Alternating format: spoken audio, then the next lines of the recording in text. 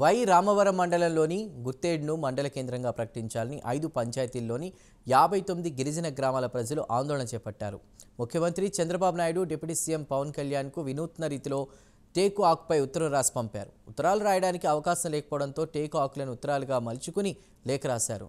Why Ramavaram మండల కేంద్రానికి వెళ్లాలంటే 250 కిలోమీటర్లు వెళ్లాల్సి వస్తుందని, గుత్తేడ్ను మండల కేంద్రంగా చేస్తే దగ్గరలో ఉన్న పంచాయతీల వారికి సులువుగా ఉంటుందని కోరారు.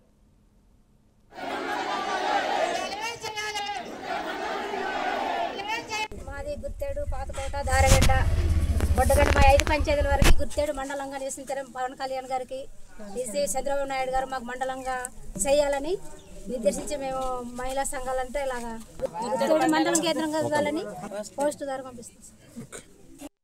ముందుగా ఉత్తరాలు రాసి వైరాన్ని 190 కిలోమీటర్లు ఇచ్చేవారమండి. ఇప్పుడు మాకు ఏ అవకాశం లేక టేకాకు మీద ఇచ్చి సీఎం చంద్రబాబు నాయుడు గారికి, పవన్ కళ్యాణ్ గారికి 5 పంచాయతీల మహిళా సంఘాలంట గుత్తేడు మండలంగా చేయడం కోసం ఈ ఆకు పోస్ట్ ద్వారా పంపిస్తున్నామండి. మాది గుత్తేడు, పాతకోట, దారగడ్డ, బొడ్డగడ్డ మా 5 పంచాయతీల వరకు